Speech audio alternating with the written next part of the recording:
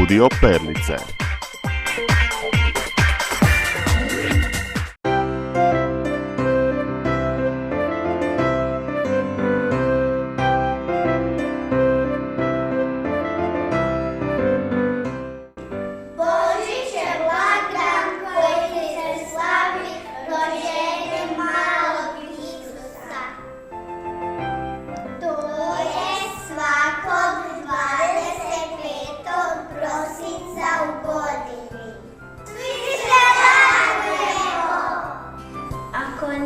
Znali, mali Isus se rodio u štalici i to u Betlehemu. Kraj njega je bila njegova mama Marija i sveti Josip. A u štalici za vrijeme rođenja su bile i životinje. Magarac i vol, kravica i ovca. Svi su gledali malog Isusa. Pastiri su ga prvi vidjeli, a onda je zvijezda dovela 3 kralja. I posjetili su Isusa i donijeli mu darove. Svake godine slavimo Božić, a dan prije njega se zove Badnjak.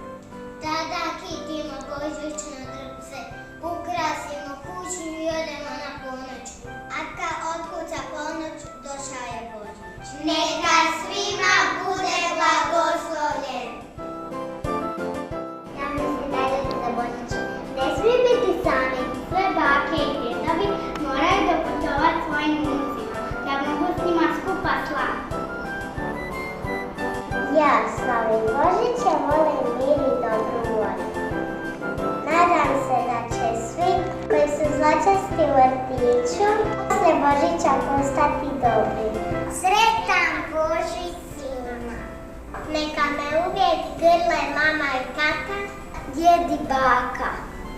A ja ću zagrli svog brata, iako smo se jučer posvađali.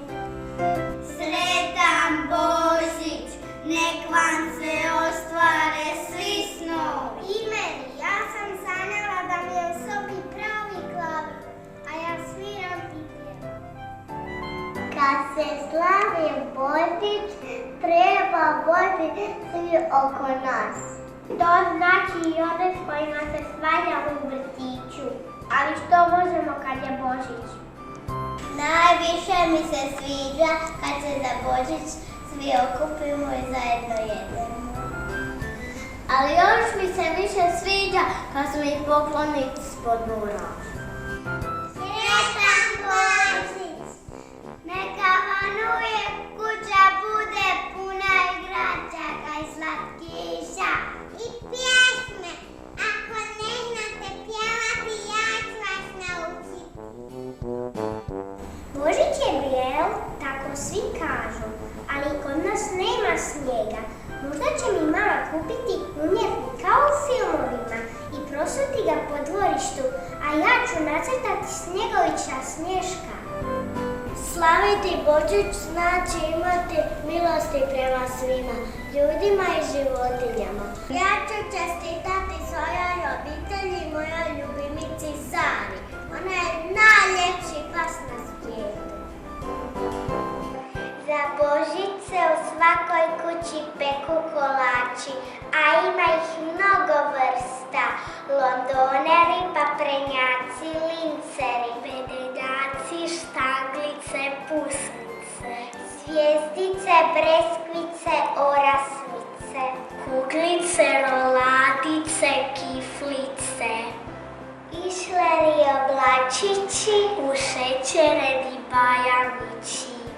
I još 100 slatkih ludorija za vrijeme božićnih čarolija.